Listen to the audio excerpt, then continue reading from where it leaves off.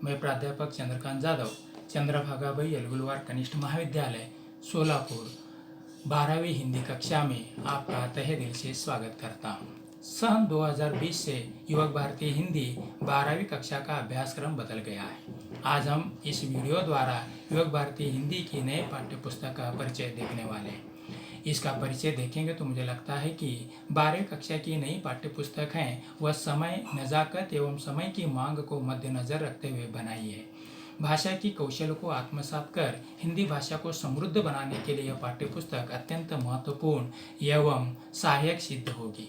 11वीं कक्षा तथा विद्यार्थी हिंदी के साहित्य एवं किताब द्वारा जो ज्ञान प्राप्त कर चुके हैं उसके अतिरिक्त नई विधाओं से परिचित कराने का प्रयास इस नई पाठ्य पुस्तक द्वारा किया गया है।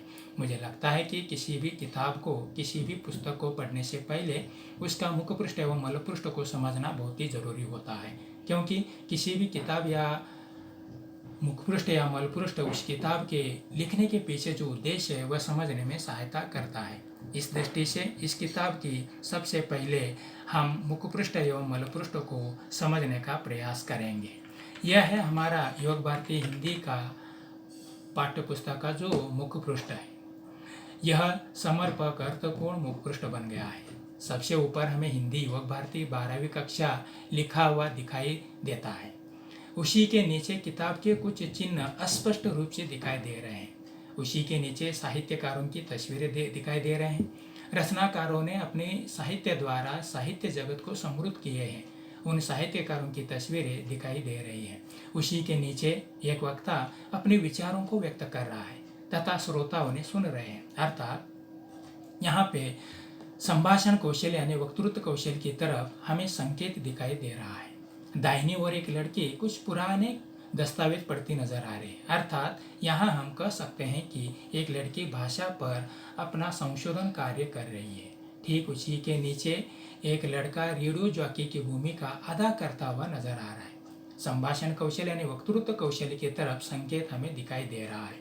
रेडियो जॉकी की तरह नौकरी व्यवसाय की दृष्टि से देखने का नजरिया हमें दिखाई दे रहा है। मुख पृष्ठ के बीचों बीच निचले हिस्से में टेलीविजन दिखाई दे रहा है। वहाँ पे हम देख रहे हैं कि समाचार दिखाए जा रहे हैं। एक महिला संवाददाता के रूप में अपनी भूमिका अदा कर रही है और दूसरी महिला मूक बधिर लोगों के लिए हावभाव इशारा द्वारा उसकी अनुवाद करती हुई नजर आ रही है। वह अनुवाद फिर कायिक रूप से दिखाया जा रहा है। उसके बाएं ओर देख रहे हैं कि एक लड़की किसी की साक्षात्कार ले रही है। शायद समाचार हेतु यह साक्षात्कार ले रही है।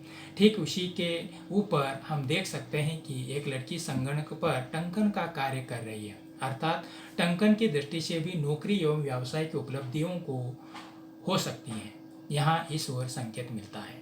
इस दृष्टि से हम इस पाठ्य पुस्तक के मुख पृष्ठ देखेंगे तो हमें यह नजर आएगा कि वैचारिक एवं भावनिक विकास के साथ साथ इस किताब द्वारा नौकरी एवं रोजगार के अवसर के तरफ संकेत किया गया है। इसके बाद हम इस पाठ्य पुस्तक का मल पृष्ठ देखेंगे। यह युवक भारती हिंदी का मल पृष्ठ यहाँ पे देख रहे हैं। मल पृष्ठ पर सबसे ऊपर महाराष्ट्र राज्य पाठ्य पुस्तक निर्मित एवं अभ्यास मंडल पुणे यह शीर्षक दिया गया है। उसी के नीचे विविध भाषा की लिपियाँ चिन्हांकित किया गया है। यहाँ पे हम देख रहे हैं कि शिलालेख, ताम्रपट, हस्तलिखित, पेन, संगणक आदि मुद्रण के अनेक साधन चित्रित किए गए। अर्थात मुद्रण के साधनों की तरफ इशारा करते हुए मुद्रित रूप में साहित्य किस तरह से हमें नौकरी एवं रोजगार की तरफ ले जा सकते हैं इसकी ओर यहाँ पे संकेत दिखाया दे रहा है।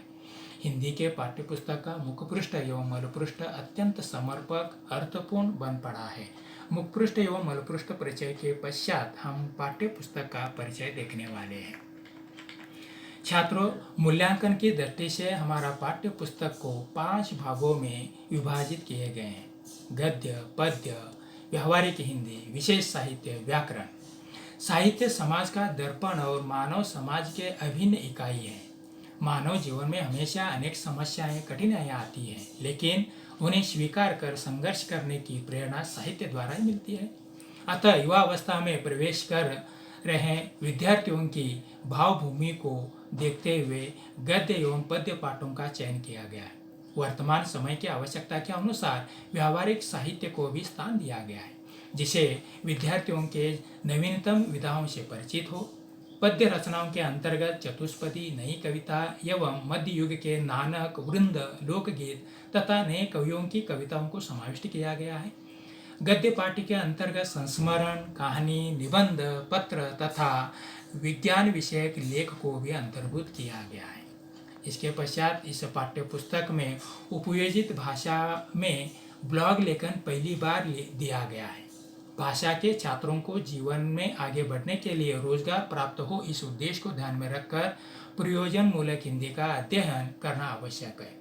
इस उद्देश्य को ध्यान में रखते हुए पहली बार पल्लवन, फीचर लेखन, मई उद्घोषक तथा ब्लॉग लेखन जैसे समसामयिक पाठ भी दिए गए हैं। पहली बार विज्ञान विषयक लेख भी समाविष्ट किए गए हैं। विशेष साहित्य के अंतर्गत कनुप्रिया के कुछ अंश को भी पाठ्य पुस्तक में समाविष्ट किया गया।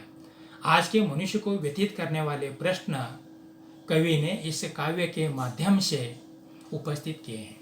विद्यार्थियों की संवेदनशीलता को बढ़ावा देते हुए राधा के आंतरिक द्वंद्व से विद्यार्थियों को परिचित कराया गया है। साथ ही मानव जीवन की सार्थकता युद्ध से नहीं है, बल्कि एक दूसरे के भावनाओं को समझने में ही है, इसका बोध भी कराया गया है। पाठ्य पुस्तक में समाविष्ट सभी गद्य, पद्य एवं व्यावहारिक हिंदी आदि सभी रचनाओं के आरंभ में रचनाकार का परिचय, उनके प्रमुख रचनाएं तथा विधा का परिचय और पाठ परिचय यानी सेंट्रल आइडिया जिसे कहते हैं वह दिया गया है। परिपूर्ण तथा व्यापक अध्ययन की दृष्टि से हर पाठ के अंत में शब्दार्थ एवं स्वाध्याय दिया गया है। स्वाध्याय के अंतर्गत आकलन, शब्द संपदा, अभिव्यक्ति कौशल्य, साहित्य संबंधी सामान्य ज्ञान, लघुत्तरी प्रश्न एवं भाषा कौशल्य आदि दिए गए हैं। व्याकरण के अंतर्गत 11वीं कक्षा में पढ़ाए जा चुके घटकों के शेष भागों का परिचय 12वीं कक्षा में समाविष्ट किया गया है। 11वीं की पाठ्य पुस्तक में दिए गए रसों के अतिरिक्त जो शेष भाग बचा है, रसों के अध्ययन 12वीं कक्षा में समाविष्ट किया गया है। साथ ही अलंकार के भेद भी इस पाठ्य पुस्तक में समावेश किया गया है।